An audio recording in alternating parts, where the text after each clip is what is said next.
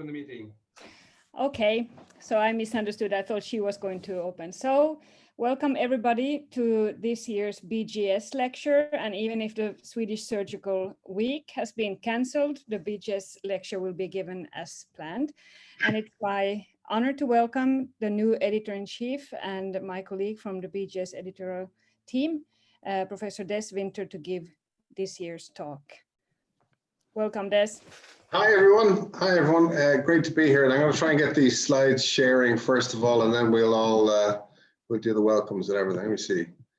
Speaker view.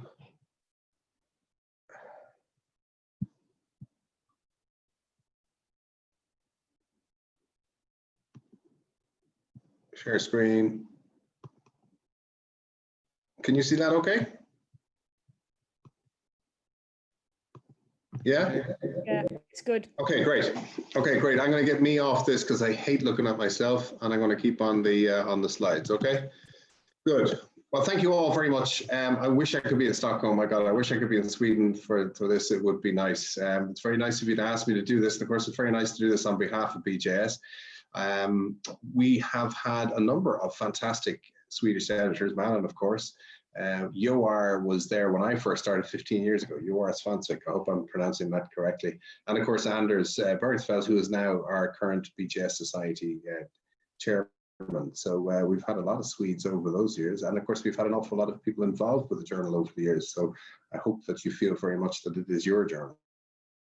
I was asked to talk about surgery in the COVID-19 and what we've actually learned.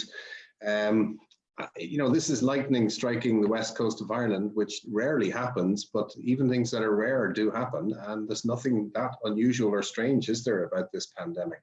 There's a lot of talk about it in my part of the world that this is an unprecedented event, but of course it's not an unprecedented event. We've seen many of these pandemics before.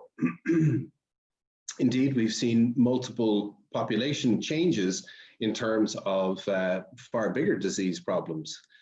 You're all familiar with smallpox. If you just look at this, if you use Mexico as an example, smallpox devastated the population, followed by this other unusual infection that they had, which brought their population sometime in the 15 to 1600s right down to an absolute fraction of what it was before.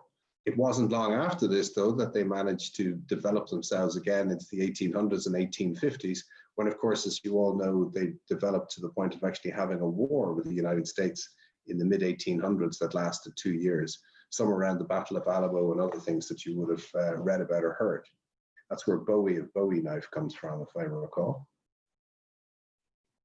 Bubonic plague, you know, the bubonic plague, the black plague that literally plagued Europe somewhere around the 14th century, took out, we think, somewhere in the region of 1/3 to maybe as much as 1/2 of the entire population of Europe at that time.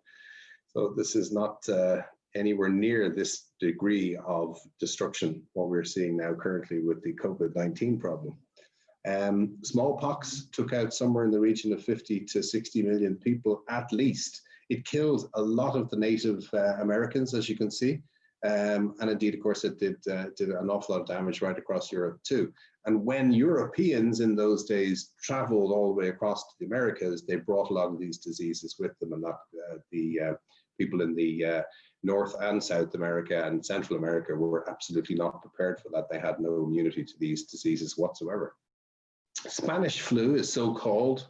It ran from about 1918 to 1919, January of 1918 to December of 1919, and may have extended, in fact, even into 2020 or 1920. Spanish flu was thus called because, as it was just after the First World War had closed, the combined governments of Germany, France, Britain, and many of the other countries who were involved in the war got together and muzzled the press. They censored the press, and they asked them not to talk about this flu pandemic, which was happening, which was affecting millions of people around the world.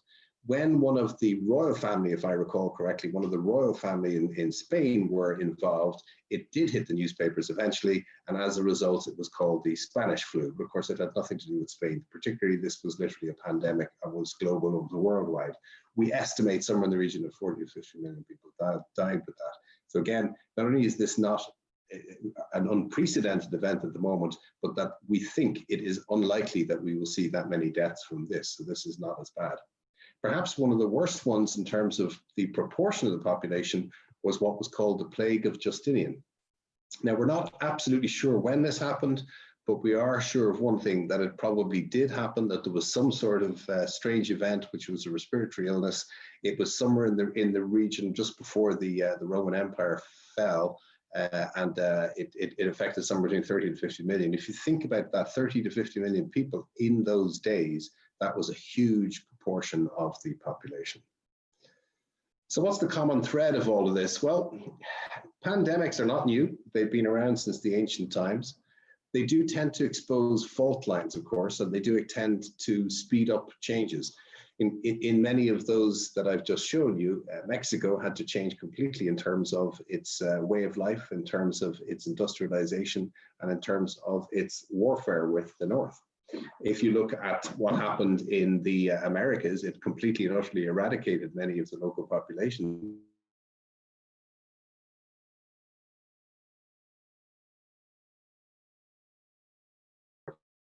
An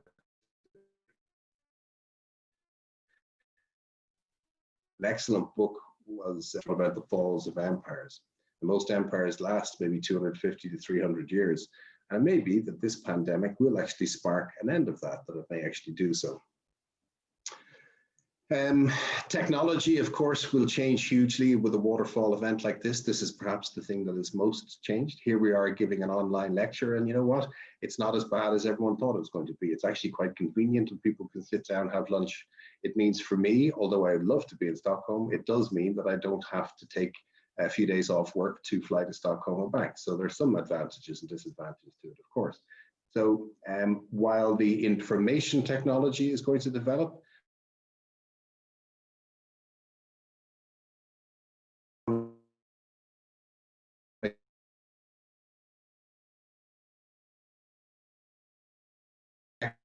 that the airline technology are problem solving that we're going to all have to do with regard to COVID. Trade, of course, is an interesting concept when it comes to pandemics, because trade is not only increased following pandemics, but it is often the cause, if you like. But more about that in a moment. This is what I refer to the Spanish flu. You can see that they can almost air raid shelter style buildings and factories for people, much as we were talking about doing in many of our capital cities. Thankfully, most of us did not have to do that. I think we overestimated the challenge and problem that we were going to have initially, and most places locked down, or at least had a vigilant population who were going to socially isolate anyway, as I think happened in Sweden. This is what happened after the Spanish flu. A number of things happened. People tend to stockpile money during these difficult times, after which they tend to go on a spending spree. And many people think that the Spanish flu that ran from 1918 into early 1920 was what prevented or slowed there being the Great Depression, which happened much later, because there was this spending spree, there was this idea of credit being opened up, there was less cash being used. It changed the way banking's being done. Much like this is happening now, at least in my country, it is extremely rare to see cash being used. And I think this now may be the end of cash forever. Convenient shopping is being never more so. Amazon and other companies are doing a roaring trade with online shopping now, as opposed to there being high street stores. High street stores are now going to be somewhat in trouble. Very few people are going to be renting office spaces. With that comes a commercial and an economic change, which is going to affect some sectors hugely, who will actually be eradicated, I expect. But of course, there will be a huge explosion in other things. From all of this came electricity, better cars, mass production, advertising, all of that. And with that, in 1918, 1919 to 1920, you saw that great explosion that happened before the Great Depression happened because of the stock market fall. Now, one of the things that we're going to see now at the moment is actually probably better dissemination. If now the technology exists to give talks online and for anyone to access them and everyone to access the concept of education, etc., then it makes it actually far more easy for people to get connected and far more people to get acquainted with that. And with idea sharing will come better decisions, and from that, of course, will come better problem solving. Is that true of medicine or what we're seeing with COVID-19 in surgery and how it's affected things? Regrettably, much of what has been written has been opinion piece, has been small series, has been individualized, or has even been the aggregation of individual experiences into multi-center studies, but they still have that problem of them being just snapshots in time. It is difficult to drill into that data to be able to tell us much. I have great hope for the Swedish population with your fantastic inclusive data management system that you have, that I think you'll actually be able to lead the world in telling us more about how this affected people, how many people affected, what are the kind of disease states, etc. But regrettably, what we're seeing in journals is a massive explosion of papers. Look at that. If you look, when we did this search, and this was with one of my colleagues at BJS, who was at the time an assistant editor, there were almost 12,000 results, and that's a few months ago when we first looked at this. We've produced this slide, 12,000 hits on PubMed within months of there being the commencement of a pandemic. So as I say, sensible science, unfortunately, is inversely related to velocity and volume. The faster this wave comes at us and the bigger this wave of information that comes at us, unfortunately, the lower the quality of the information. So I expect it will be next year that we start getting more sensible data. Now, much has been made of the pandemic beginning in Wuhan in China, and people have even tried to say that it was in one particular market. I must say, I find it hard to understand or believe that all of this spread all the way around the world from one tiny market, particularly with that degree of rapidity. It is probable that the virus is around 1 year at this point. And I'll give you some information about that now in a moment. But this is the ancient Silk Road. And many people said, well, it must be passed along the Silk Road, which, as you can see, runs from China all the way through Uzbekistan, Tajikistan, Kazakhstan, into Iraq, passing Iran and Israel, through Turkey, into Greece, and then eventually into Italy via often by the west coast. And therefore, people thought, what links Milan and Iran? It must be that. The problem, the difficulty I have with that is that it's a little bit it's a little bit too simplistic. It doesn't explain the other places that it went. And if you look at the numbers, there are other areas outside these that were hugely affected, outside these traditional trade routes, in particular through Caspian Seas and others.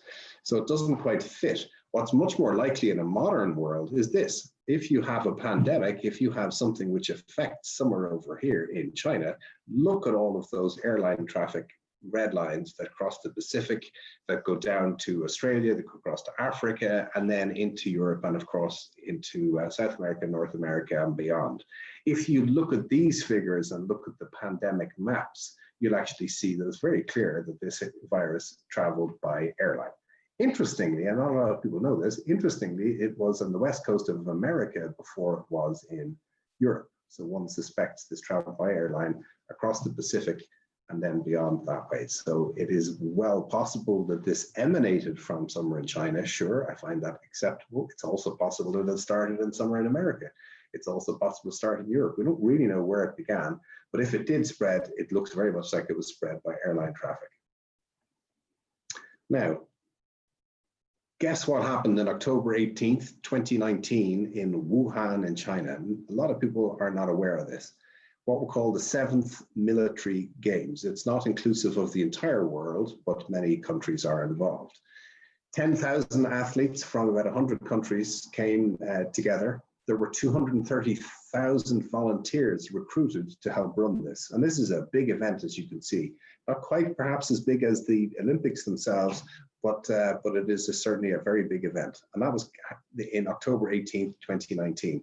Now, China and USA have been having exchanges as to whether or not this was significant. The Chinese say that the Americans, because they came from military facilities, brought the virus with them.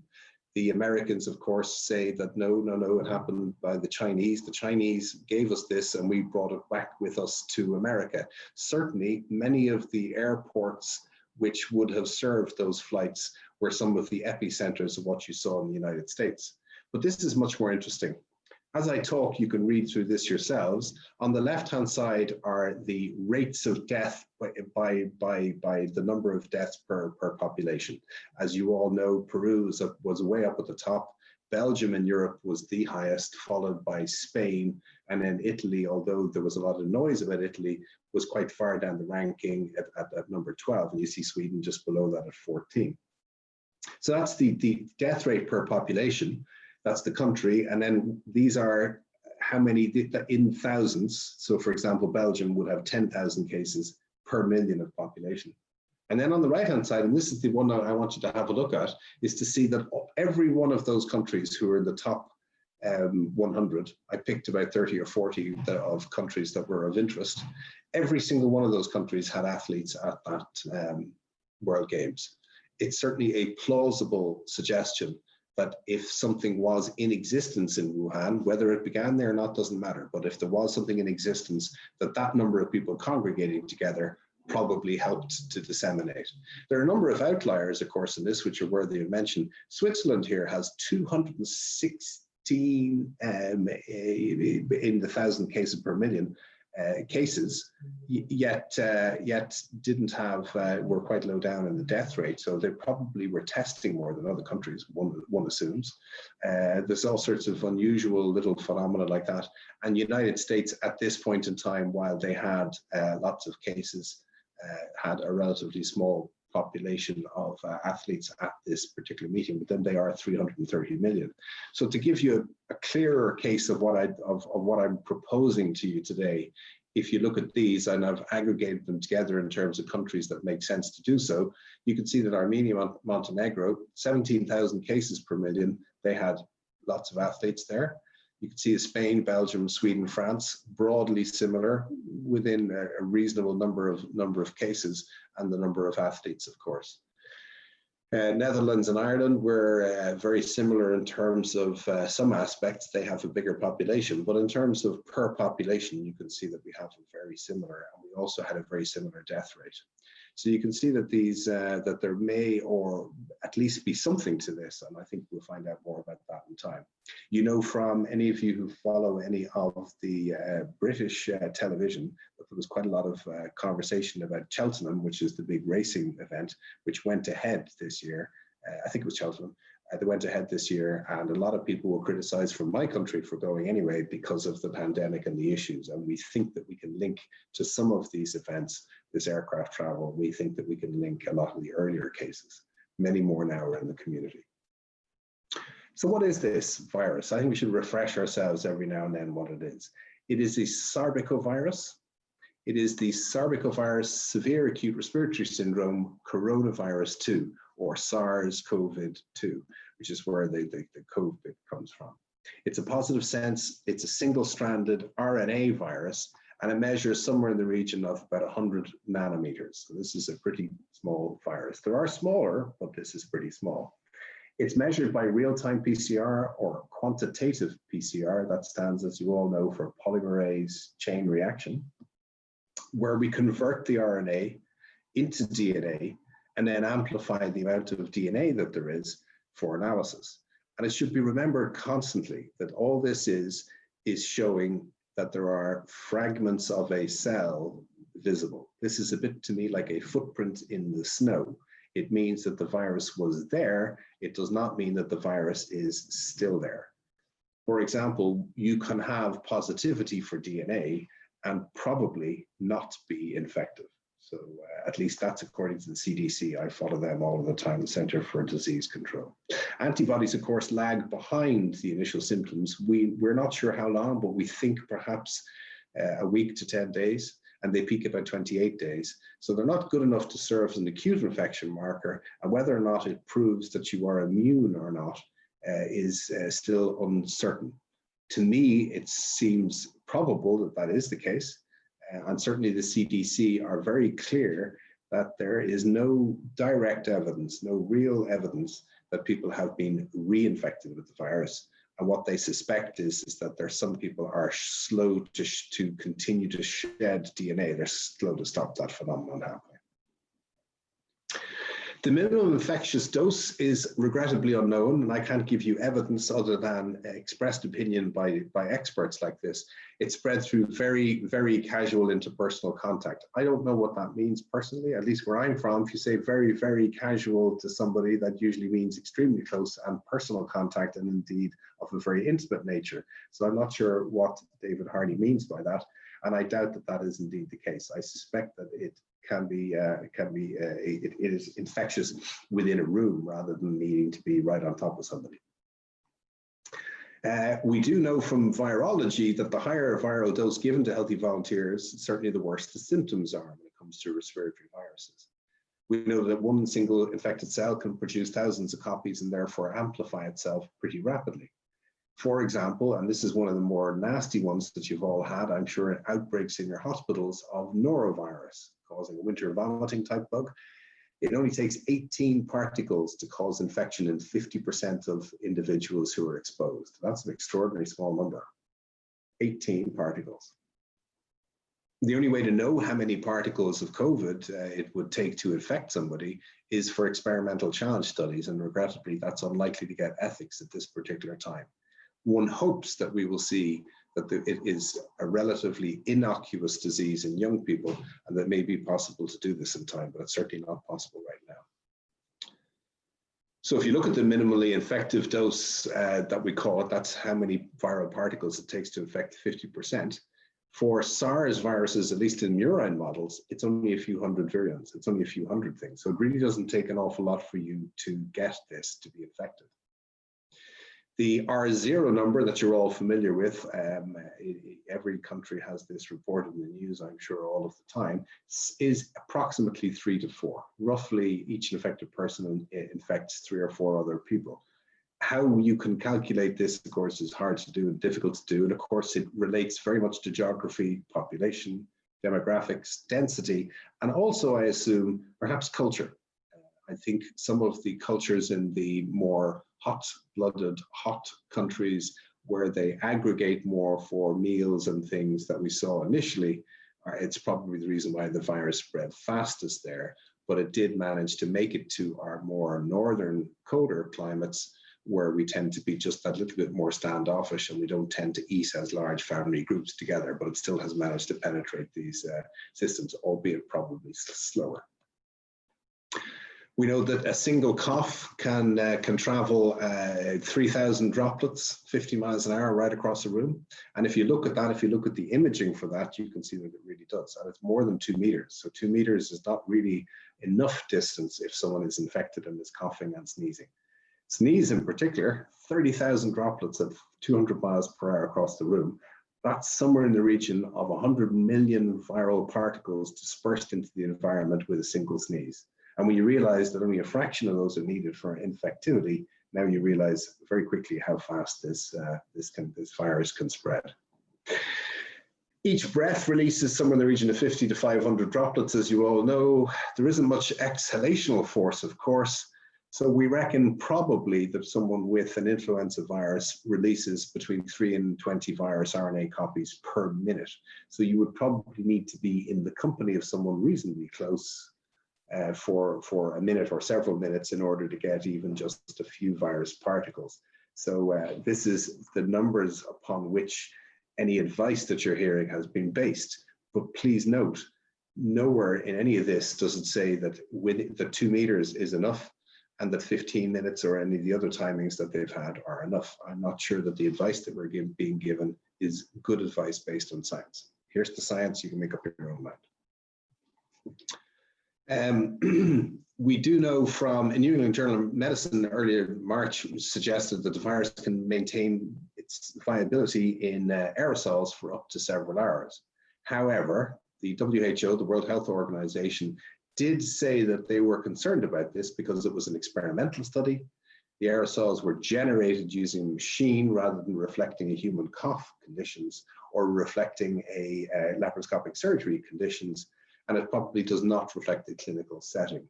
But as you all know, this set about a spark of papers, particularly in the surgical literature, worrying us all that surgical smoke was going to kill us all with virus and virus particles. As yet, we've no evidence that COVID-19 is transmissible through surgical smoke. We do know, however, and this is good evidence, that Corynebacterium, human papillomavirus, or HPV in particular, poliovirus, HIV, hepatitis B have all been isolated from this medium. So it is possible to do so with those agents, at least using PCR in order to detect the virus.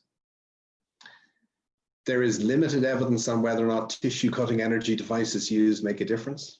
We know that monopolar cautery with coated blades and a feedback voltage may reduce the amount of smoke plume, but that's probably not good enough, is it, for the end of 2020 facing into 2021? I think we're going to need to have better systems for reducing the amount of smoke and energy.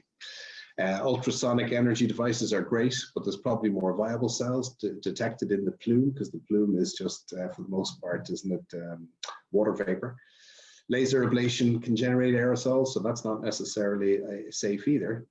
And we know that from using CO2 lasers to burn off HPV-related warts, that you can measure that DNA in the surgical smoke even from those.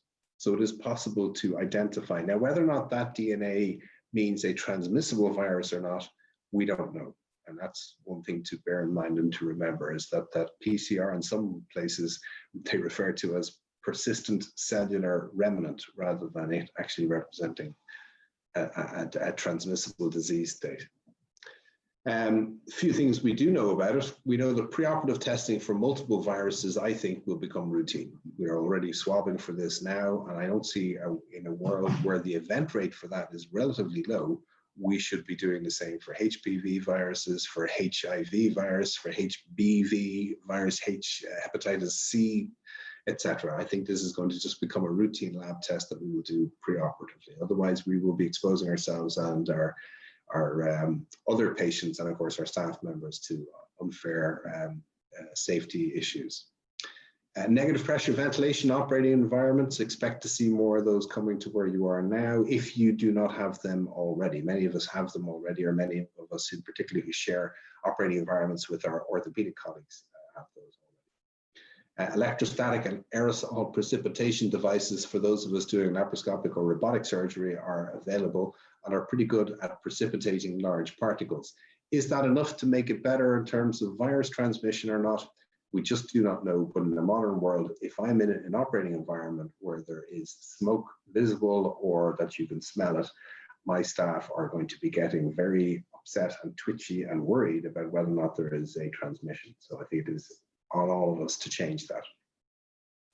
Filtration systems are in existence in your anesthetic equipment. It will say on them that they're antiviral, but do read into that if you're interested, and to read what it is that they need to be to say they're antiviral. They don't have to remove all viruses, they just have to remove some viruses. And if they remove 90% of some viruses, that's enough to be able to say that they are antiviral.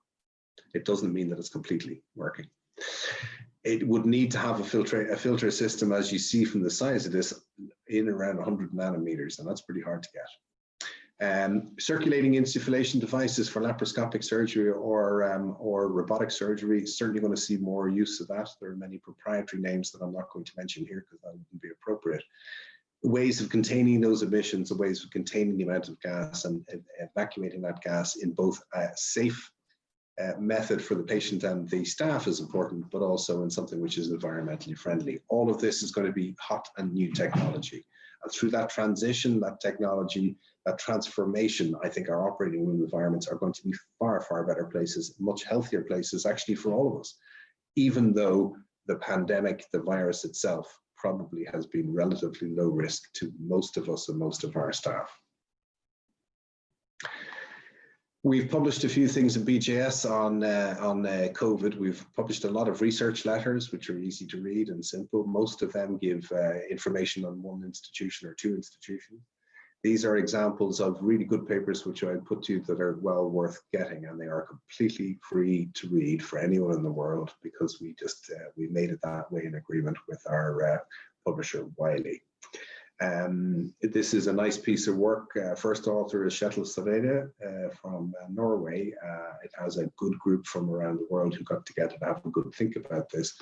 And you can see that this is what happens. Without a strategy, you get hit with a big wave of virus, And of course, that goes on. If we suppress, which most of our nations did, we expect it to peter out. Now, this is my problem. My problem is the red curve, that's the number of people. If you flatten that curve, all you do is change the amount of time it takes for them all to be infected, but you do not change the number of people affected.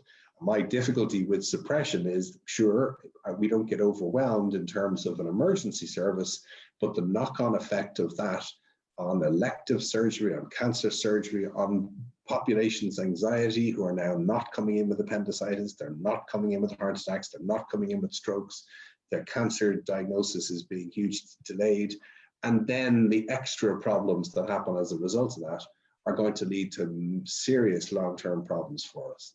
So while this looks like a good idea in terms of suppressing and mitigating the virus problem, regrettably what it does not do is talk about what are the other consequences outside healthcare. This is a nice piece of work just in terms of personal protective equipment. It's just coming out in last month's edition. It's been online for some time for free to read. We don't really know what to do, but these are decent guidelines in terms of what to do when you're within a meter of a patient known to have COVID, including eye protection, mask, disposable apron, grounds, etc. And in particular, if you're in a high-risk area or you're dealing with someone who is in the acute phase of the illness, then one should wear everything, including the full face masks, etc. That, of course, is what we're doing for emergency surgery, where we don't know if someone is negative or positive, because not every country and not every hospital has one of those rapid kit tests that will tell us within a matter of hours. So useful, I hope, and useful, I hope, from around the world. I don't know if that relates well to Sweden, but I suspect Sweden, like Ireland, has remote areas that do not have access to huge amounts of equipment. And that's probably the case. So it's easy for me in a big university hospital, but those people in smaller hospitals, this is a bigger challenge for them. If you take a disease like vascular surgery, look at that for the changes. These are days after the 23rd of March 2020 on the x-axis, and on the y-axis, the vertical axis is the reduction score, the service reduction score for vascular surgery. You can see that in particular worldwide, excluding the UK and the UK, the amount of vascular surgery has dipped tremendously. And that, of course, has been seen all over the world. Other phenomena like eye surgery, ear, nose, and throat surgery, a lot of endoscopy in many countries, the halting that happened over the last few months has led to an enormous backlog, which will take us a long time to catch up on. I think it probably will take about almost 2 years for us to catch up in some countries. And when you think about that really in terms of disease and the terms of the burden of that health problem for the patients who have those issues, this has really been significant, and far more significant, if you ask me, than the virus has had an impact on our population, where we've had 1,700 or 1,800 deaths. They're regrettable deaths, of course they are, all deaths are, but in that time period, roughly over the last few months, we would have seen 20 to 30,000 deaths in total in the country. So it represents a very small representation of the total number, and that's how we should be referring to deaths in the pandemic, is the excess mortality. How much more mortality are we seeing? And the answer, I suspect, would be that it actually would be quite small. One of my favorite papers, this one comes out of Swansea in Wales, or Cardiff in Wales, sorry, excuse me, and it's the safe management of surgical smoke in the age of COVID-19. Super read, really quick, easy overview of the virus, the challenges, the problems, and the difficulties that we're all facing in terms of surgical smoke, and a bit of realism that there's no reason you can't do laparoscopic surgery. In the early days, as you know, there was some bad papers published suggesting that this was going to be dangerous, and of course they were without any real evidence or grounding at all. It was a complete supposition. Someone decided that this was the case. I've touched on this a bit, and I'm conscious of time to finish up for you. I touched on this just a moment ago. The tidal waves, I think, that are coming at us are economic. They're not medical. I don't believe that the virus itself is going to be a major problem. I think the other issues, the other waves of disease are going to be a problem. And this is really the fundamental problem that will stretch long past even 2021, is the economic issue.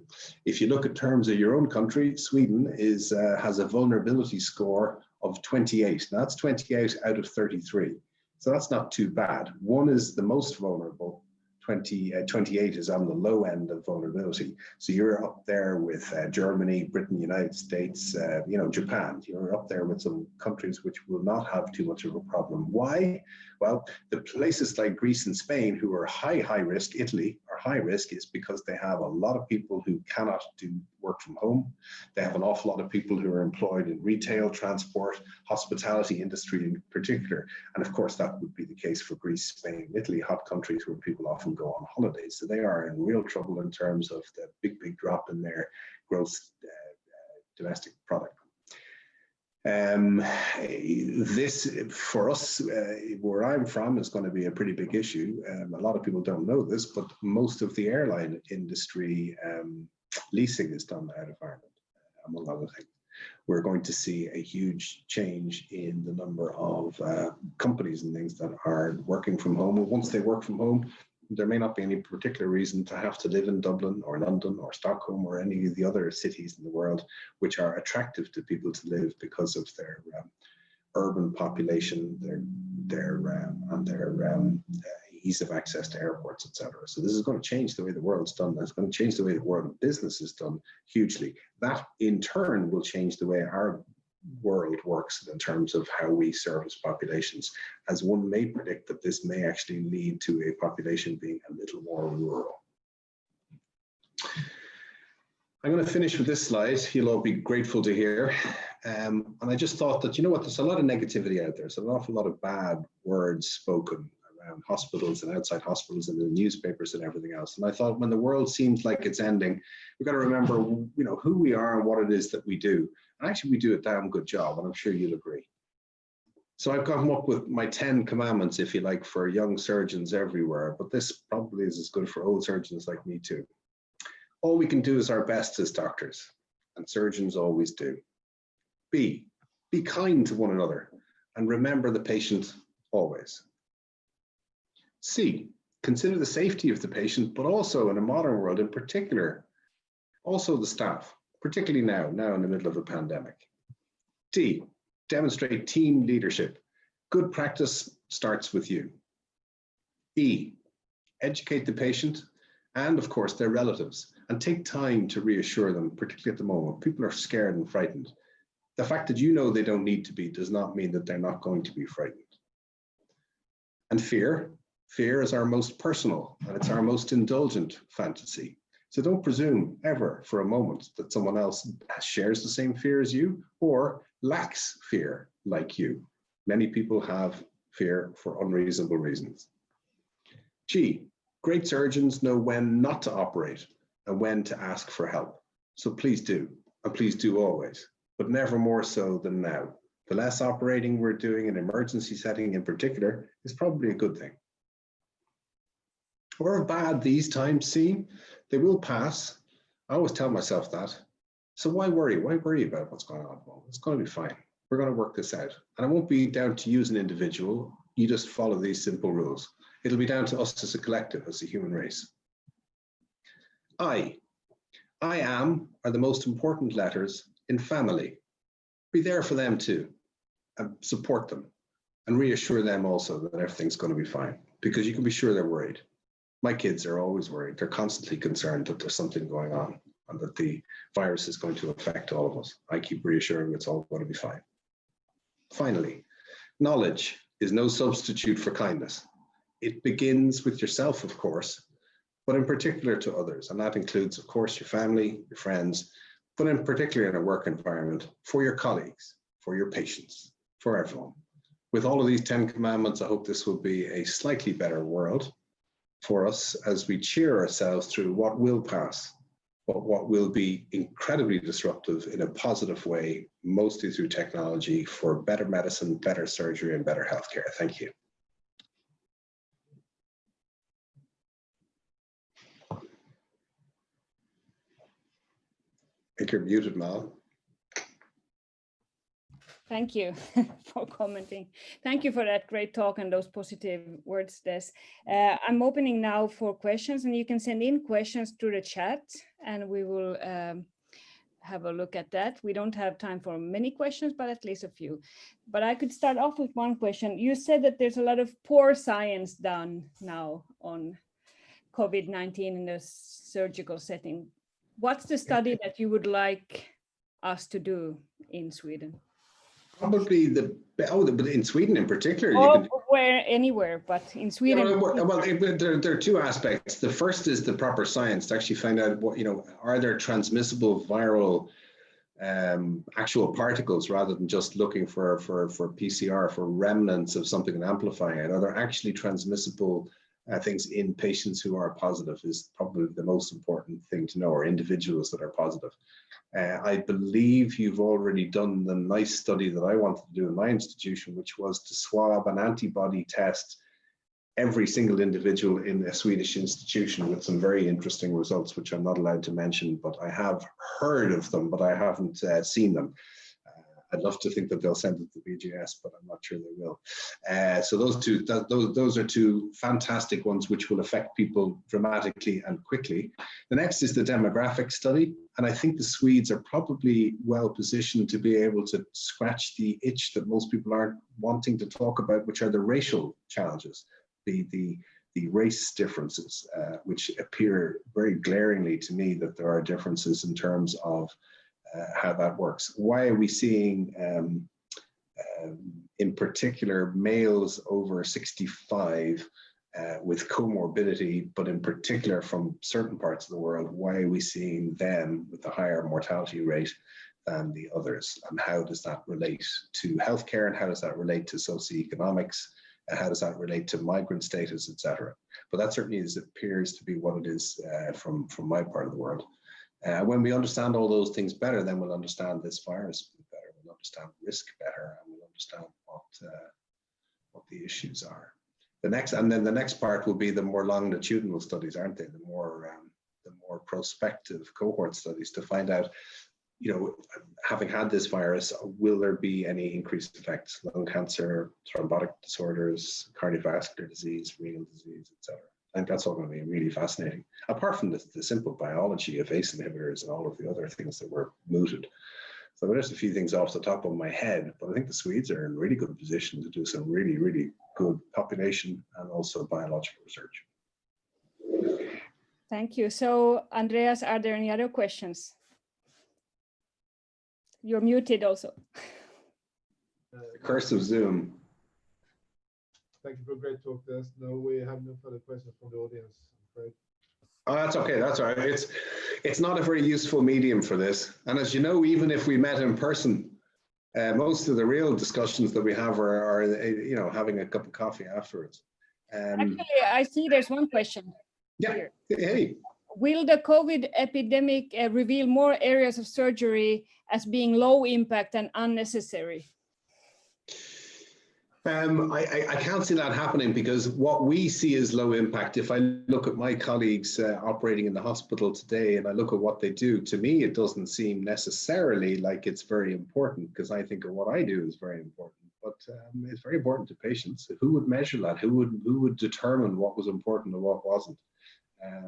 If you are in a low and middle income environment, you're operating to save people's lives.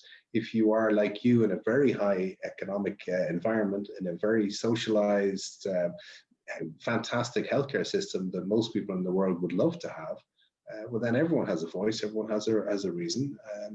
Are there aspects of surgery that I personally don't think will survive? Yes, but this isn't really the medium for it. And when speaking on behalf of a journal in particular, I prefer to keep my own personal politics out of it. But yes, I think there are fields of surgery that will be judged very poorly in the future, in particular those that are done for lifestyle choices rather than for disease in itself. Thank you. Just a short answer. So what about the backlog? How will you deal with that in Ireland, in your environment? What's the plan? We simply can't. It's as simple as that. We already choked. We are at capacity. There will be no way to increase that capacity. And if you look at the numbers, even if you operated extra days, like doing it Saturdays and Sundays, it will still take you years to catch up. It'll still take an awful long time to catch up with that, bearing in mind the backlog of problems that we have facing us. So, to be honest, that's just not it. I'm more worried at the moment that as we see a slight increase in case numbers again, but they will lock us down again. And if they lock us down again and reduce elective activity again, then the consequences of that are going to be enormous. And I think we all need to be gearing up to lobby government to do more. From a journal point of view, I would like to point out to all of our Swedish friends, because we consider you very much part of the BJS family. This is your journal. We've commissioned a number of pieces from around the world, and anyone who wants to put anything in from Sweden, you're very welcome.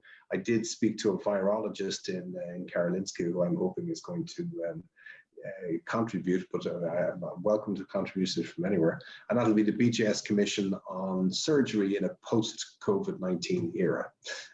I'm purposely keeping that manuscript aggregation over the next few weeks, so that it will be published probably in the early part of next year, because that's really when I think things will be important for people to reflect on. But more than anything else, I think, yeah, it's very important that we advocate for our patients. Surgery has been globally forgotten in this, to the detriment of patients, regrettably. Respiratory diseases are important, of course, in the short term, but not in the medium to long term when it comes to other healthcare issues. So surgery is our time for 2021. I hope. Okay, thank you. I think we need to start our annual general meeting. So thank you very much, Des, for giving I'll this see you in talk. Sweden. Next time in Sweden or in Dublin. Thanks, guys. Thank you. Bye, bye, bye.